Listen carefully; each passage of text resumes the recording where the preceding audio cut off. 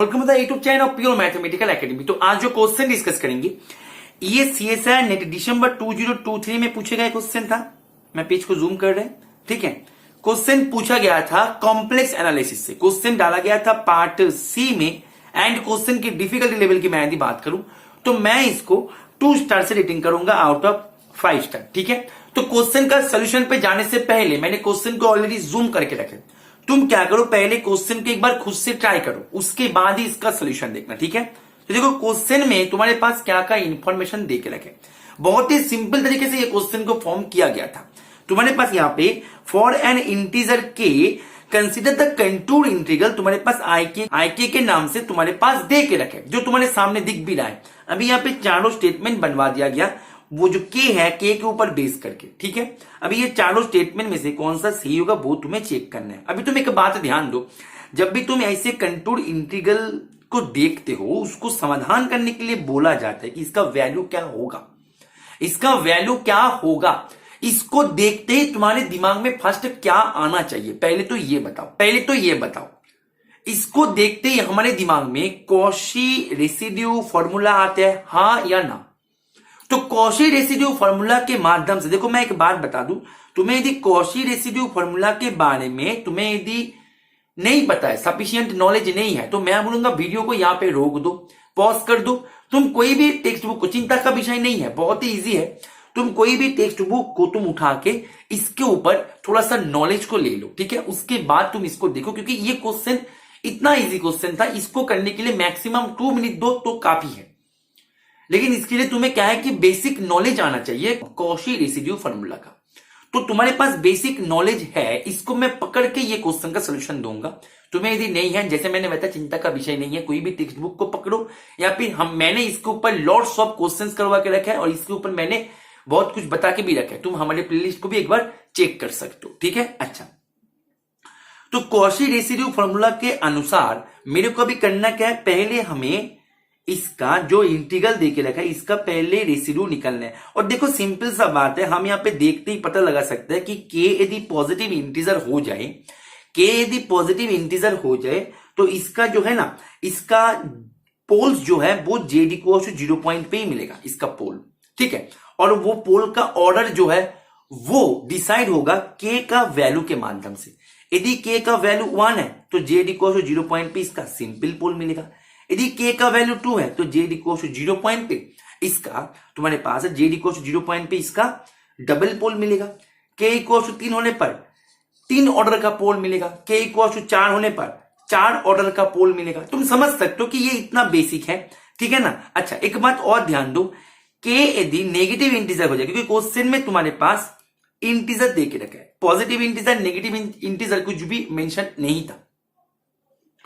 तो के यदि नेगेटिव इंटीजर हो जाए तो e raise to the power Z upon Z raise to the power K. के यदि नेगेटिव इंटीजर हो जाए, ध्यान दो, के यदि नेगेटिव इंटीजर हो जाए, मान लिया के है -m, तो ये जो है नेक्स्ट लाइन पे ऐसे हो जाएगा।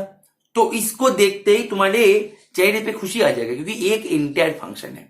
तो इसका रेसिड्यू जो है, मतलब इसके पास तो कोई पोल है ही नहीं, तो इसका जब तुम इंटीग्रेशन चलाओगे, कॉशी इंटीग्रल फॉर्मूला या फिर कॉशी फॉर्मूला, या फिर कॉशी फॉर्मूला जो है मोर एप्रोप्रिएट हो जाएगा, क्योंकि यहाँ पे फंक्शन जो है वो इंटायर फंक्शन बन जाएगा।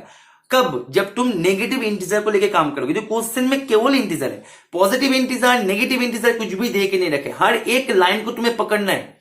हर एक लाइन पे ना कॉन्सेप्ट को छुपा के रखा जाता है, तो इसलिए तुम्हें हर एक लाइन को पकड़ना है। तो नेगेटिव इंटीजर का काम हमने पहले ही निपटा लिया, क्योंकि नेगेटिव इंटीजर पे ये ऑलवेज 0 देगा। बात को समझ में आ रहा है? अच्छा चलो ठीक है।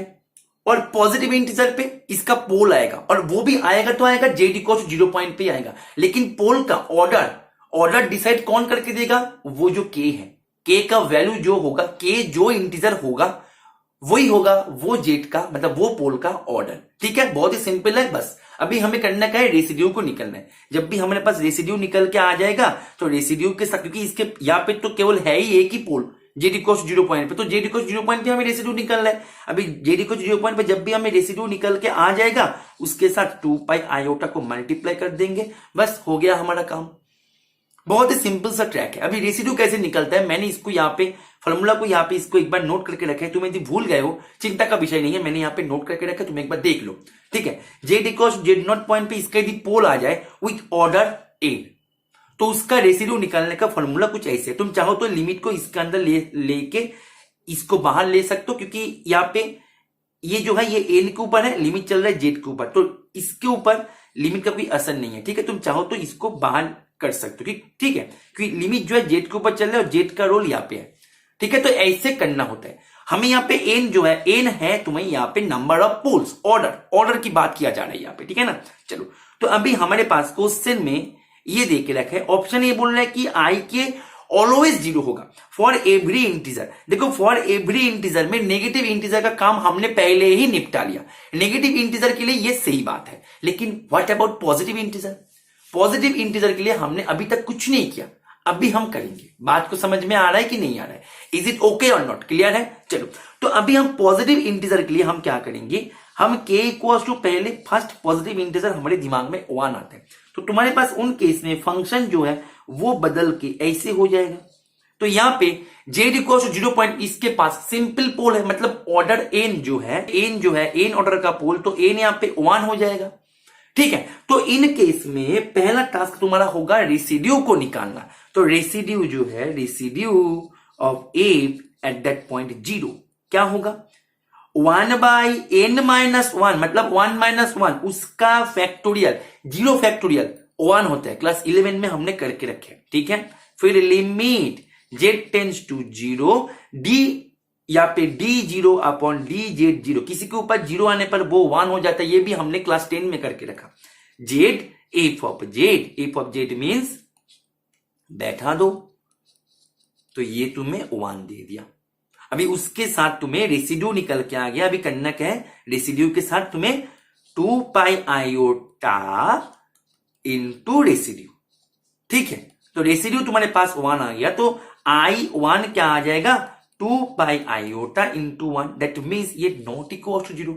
लेकिन यहां पे बोल के रखा कि ये जो है इक्वल टू 0, कैसे होगा, तो ये गलत है, सिंपल सा बात है, ठीक है। अभी देखो, फॉर एवरी वाला जो ऑप्शन है उसका काम पहले हम निपटा लेते हैं, बाद में जाके बाकी का काम हम करेंगे, पहले एवरी वाला काम को पहले खत्म कर लेते हैं, ठीक है। एक चिंता हमारे दिमाग से दूर हो जाएगा, ठीक है ना।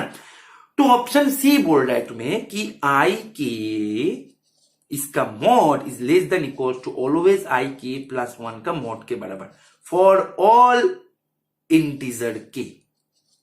देखो, नेगेटिव इंटीजर का काम हमने पहले ही निपटा लिया, नेगेटिव इंटीजर पे ये ऑलवेज इक्वल होगा, क्योंकि नेगेटिव इंटीजर पे ये ऑलवेज 0 देगा, क्योंकि कोई भी सिंगुलरिटी नहीं है कॉशी इंटीग्रल फॉर्मूला के माध्यम से। पॉजिटिव इंटीजर पे तो यहां पे एक बात हमें बार बार यहां पे ध्यान देना है कि फॉर ऑल, वो फॉर ऑल के बारे में चर्चा करने के लिए बोला जा रहा है। तो मैंने एक बार k को 2 पकड़ लेंगे, तो मेरे इन केस में एफ ऑफ जेड क्या आएगा, e raise to the power Z upon z square. और एक बार मैं क्या करेंगे, k को 3 पकड़ लेंगे, तो इन केस में मेरा एफ ऑफ जेड जो है वो आ जाएगा e raise to the power Z upon z को, ऐसे आएगा। Is it okay? अच्छा, तो इन केस में 0 पॉइंट पे पोल है with order n equal to 2, and यहां पे 0 पॉइंट पे पोल है with order n equal to 3। तुम समझ सकते हो। तो अभी रेसिड्यू निकालने का जो फॉर्मूला है, फॉर्मूला में तुम यदि बैठा दो, मैं एक लाइन पे कर देते हैं, तुम चाहो तो एक बार यहाँ पे घर में इसको फॉर्मूला को लिख के तुम एक बार अपने एंड से कर सकते हो, ठीक है। अच्छा, तो मैं यहां पे जब लिमिट z टेंड्स टू 0, मैं क्या कर रहे, n इक्वल टू 2, यहां पे मतलब 2 ऑर्डर का पोल है, कौन से पॉइंट पे, 0 पॉइंट पे। तो z कहां पे जाएगा, 0 पे जाएगा, z 0 पे जाएगा। z कहां पे जाते हैं फॉर्मूला में, z कहां पे जाते हैं, z 0 पे। z 0 क्या है, पोल है बेटा, तो यहां पे पोल क्या है, 0 पॉइंट पे, तो z 0 पे जाएगा, ठीक है। कितने ऑर्डर का है, 2 ऑर्डर का, तो d n-1 क्या था फॉर्मूला में, d n-1 upon dz n-1, n क्या है, 2 है, that means d 2-1, that means d, that means यहां पे ये जो है d dz z square d to the power z square, ये तुम्हें दे देगा 1, राइट। तो I2 तुम्हारे पास मिलेगा 2 पाई आयोटा। तो मॉड ऑफ I2 क्या मिलेगा बेटा, 2 पाई, क्योंकि आयोटा का मॉड ऑलवेज 1 होता है, ठीक है। अच्छा ठीक है, अभी इसका काम कर लेते हैं। ये क्या होगा, 1/n-1 factorial, that means 3-1 factorial 2 देते हैं, right. Limit z tends to 0, ठीक है, d2/dz2 z³ z। अभी देखो e⁻z को तुम कितने भी टाइम्स तुम डेरिवेटिव करना चाहते हो कर लो, वो ऑलवेज e⁻z को ही देता है। वो कभी भी अपना जो है ना, अपने खुद को वो कभी नहीं बदलेगा। वो एकदम ठान लिया है कि मैं कभी भी नहीं बदलेंगे। बात को समझ में आ रहा है, तुम कितना भी डेरिवेटिव कर लो, वो हमेशा तुम्हें e⁻z ही तुम्हें देगा, ठीक है। तो यहाँ पे दो बार डेरिवेटिव है, तो वो तो तुम्हें e⁻z ही ऑलवेज देगा। तो अल्टीमेटली ये जो है ना, ये तुम्हें दे दिया 1/2। दैट मीन्स I3 जो है, I3 मिल गया 2πi इंटू 1/2।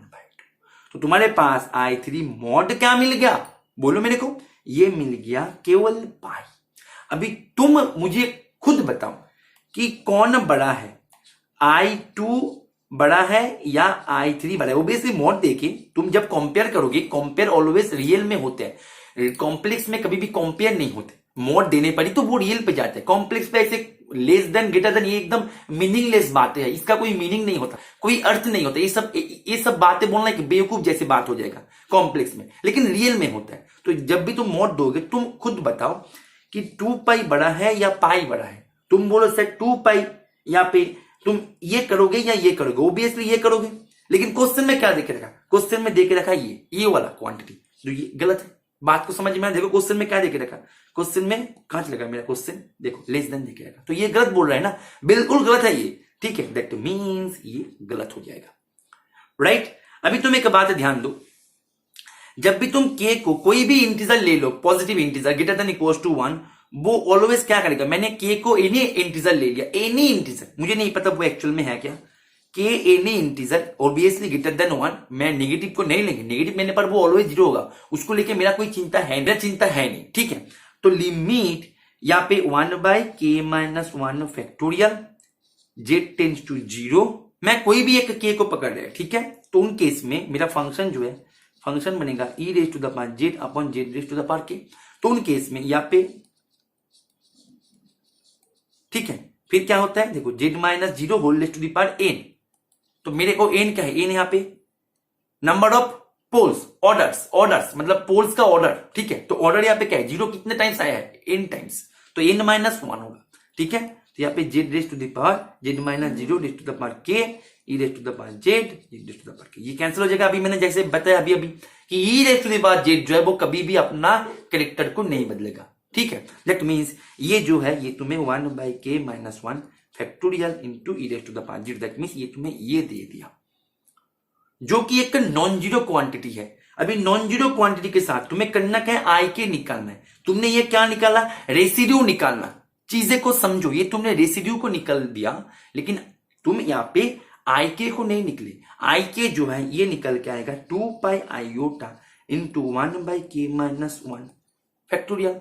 तो ये वाला quantity always not equal to 0, ये वाला quantity always not equal to 0, तो total quantity always not equal to 0 होगा। दैट मींस ऑप्शन बी जो है, ऑप्शन बी मेरे को बिल्कुल सही बात बता रहे हैं। अभी बात करते हैं ऑप्शन डी को लेकर। ऑप्शन डी बोल रहा है कि आई के जो है उसका मैंने देखिए सीक्वेंस बना लिया, मतलब आई के का मॉड करके मैंने भी उसका सीक्वेंस बना लिया, और आई के जो है के को मैंने इन्फिनिटी रन करवा दिया, तो ये सीक्वेंस जो है वो इन्फिनिटी पे डाइवर्ज कर जाएगा। मतलब यहां पे मेरे पास जैसे, ध्यान दो बहुत ही इजी है, ठीक है। देखो तुम्हारे पास यहाँ पे, मेरे पास देखो मैं नेगेटिव की बात नहीं करूंगा, मैं पॉजिटिव को लेकर बात करूंगा।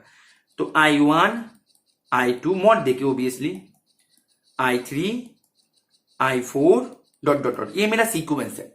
बोल रहा है कि ये सीक्वेंस जब मैं के को इन्फिनिटी की तरफ रन करवा दूं तो ये सीक्वेंस कहां पे जाएगा, बोल रहा है कि वो कहां पे जाएगा, बोल रहा है इन्फिनिटी पे जाएगा। लेट्स सी कहां पे जाते हैं वो, ठीक है। देखो ये कहां पे जाएगा, तुम बताओ कहां पे जाएगा। देखो आई के जो है, आई के तुम्हें ये देगा, ध्यान दो। तो मॉड ऑफ, तो limit k tends to infinity 2π, जब तुम मॉड ऑफ आई के करोगे, ये तुम्हें limit k tends to infinity, mod of i k means यहाँ पे क्या होगा 2πi जो है आई चला जाएगा, दैट मीन्स ये तुम्हें 2 पाई k माइनस 1 का फैक्टोरियल। ठीक है, तो 2 पाई को बाहर ले आओ, limit k tends to infinity, k जो है k हाउएवर लार्ज है, तुमने इंफिनिटी की तरफ प्रयास करो। ध्यान दो, k जो है तुमने यहाँ पे इंफिनिटी की तरफ जब तुम प्रयास करोगे तो 1 बाई इंफिनिटी क्या देगा तुम्हें, इंफिनिटी देगा या जीरो देगा, तुम मुझे बताओ। 1 बाई इंफिनिटी क्या देगा जब तुम इंफिनिटी की तरफ प्रयास करो, k बहुत ही लार्ज नंबर है, जब तुम इंफिनिटी की तरफ प्रयास करोगे 1 बाई इंफिनिटी तुम्हें ऑलवेज तो जीरो देता है, तो ये तुम्हें ऑलवेज जीरो देगा। क्वेश्चन में क्या देके रखा, बोल रहा है कि इंफिनिटी, जो कि गलत है, which is not equal to infinity, लेकिन क्वेश्चन में बोल रहा है कि इंफिनिटी, लेकिन हमें क्या मिल गया, क्वेश्चन में बोल रहा है कि इंफिनिटी, लेकिन हमें क्या मिल गया, हमें मिल गया जीरो। दैट मींस ये जो है ये गलत है। तो सिंपल भाषाओं में यदि बोला जाए, मैं पूरे पेज को यदि इरेज कर दे तो मेरे को आंसर जो है, आंसर मेरे को मिल गया ए गलत, बी सही, सी गलत, डी गलत। इसका आंसर हो जाएगा बी। बहुत ही इजी क्वेश्चन था।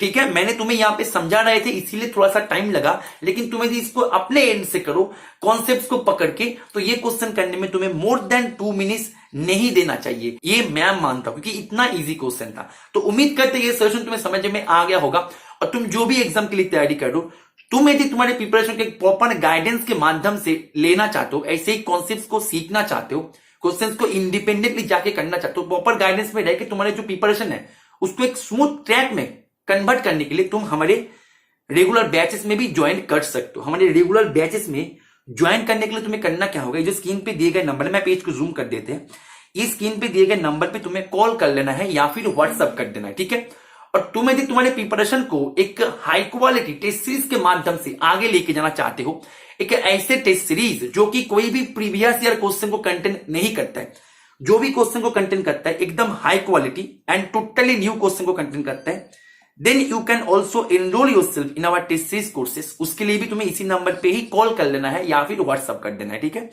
और हमारे टेस्ट सीरीज में तुम्हें एक भी क्वेश्चन PYQ का नहीं मिलेगा। जो भी क्वेश्चन हम देते हैं सभी एकदम highly conceptual and totally 100% new question है, एकदम अपडेटेड ट्रेंड के अनुसार। तो हमारे टेस्ट सीरीज में ज्वाइन करके भी तुम तुम्हारे प्रिपरेशन को काफी सारे बूस्ट दे सकते हो। तो उसमें भी ज्वाइन करने के लिए तुम्हें इसी नंबर पे ही कॉल कर देना है या फिर व्हाट्सएप कर देना है। ठीक है, तो उम्मीद करते हैं ये सेशन को तुमने एंजॉय किया। ओके, चलो, थैंक यू, हैप्पी लर्निंग।